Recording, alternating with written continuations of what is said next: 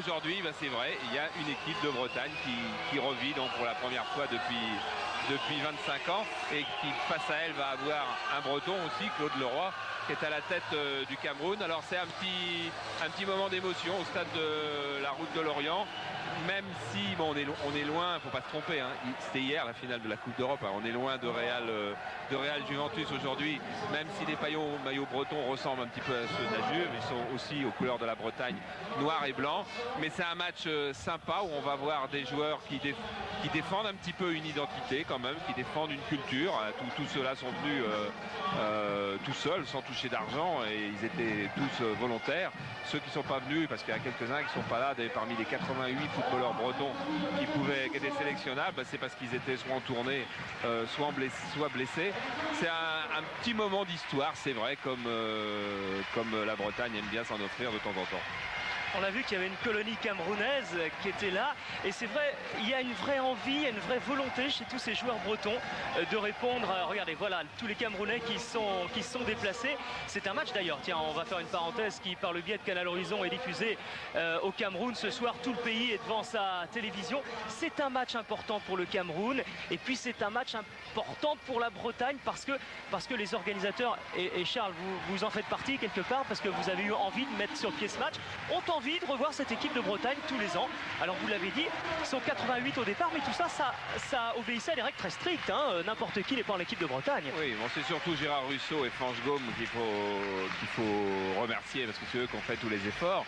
Mais effectivement, il y a des règles strictes, il faut avoir parents ou grands-parents bretons, tout simplement. Mais on en trouve, hein. Il y a quelques joueurs qui auraient bien voulu être là, comme Xavier Gravelaine, comme Yann Lachuer, comme Patrick Colletter, comme Ziani aussi, par exemple, comme Stéphane Guivarch. Mais enfin, lui, il est quand même content d'être où il est, parce que lui, il est dans les 22. Enfin, je pense qu'il est dans les 22. Hein. C'est déjà pas annoncé pour les 22. On le saura demain ou après-demain. Ouais. Non, il est dans les 22, c'est sûr. Et donc, c'est vrai que le Cameroun, ça, c'est une phrase de René Lelamère, je crois, ce matin. Le Cameroun prépare ces matchs de demain, effectivement, parce que la Coupe du Monde, c'est demain pour eux. Et cette équipe de Bretagne, elle joue son match d'aujourd'hui, parce qu'elle en jouera peut-être jamais d'autres, c'est vrai, mais que tous ceux qui sont là ont eu envie de la jouer. Mais pour les Camerounais, eux, ils sont vraiment en période intense de préparation. Claude Leroy disait que c'était quasiment le premier match très sérieux qu'il va jouer presque dans sa formation type. C'est très important, chaque joueur doit aussi gagner sa place, convaincre Claude Leroy et Pierre Mankowski, alors que l'équipe de Bretagne, elle se doit de faire un match sérieux. Il y a quand même 8-9 000 spectateurs qui sont là, il y a Canal, il y a l'amitié aussi entre les deux peuples, les Bretons c'est un peuple aussi, hein, et où il y a eu des liens très très forts depuis des dizaines d'années entre le Cameroun et la Bretagne. Alors c'est un match international, vous l'avez dit, donc va y avoir les hymnes nationaux, entre guillemets, hein, pour la Bretagne bien sûr. On va commencer par l'hymne camerounais, puis ensuite il y aura l'hymne breton. Alors vous l'avez vu, comme vous le disiez Charles, les maillots noirs et blancs, c'est-à-dire aux couleurs de la Bretagne, avec l'hermine, qui était l'emblème du duché de Bretagne. Et les hymnes. L'hymne camerounais.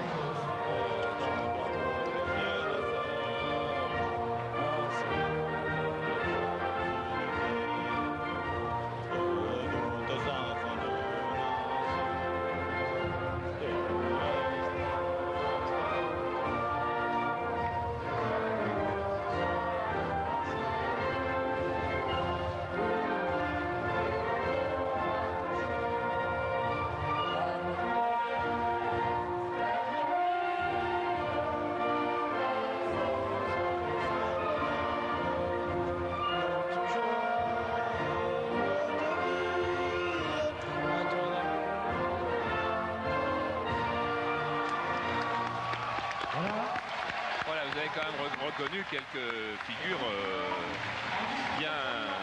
bien connues. Vous avez vu Songo, le gardien qui était le gardien de Metz. On a vu Riberto Song. On va écouter l'hymne gallois et breton.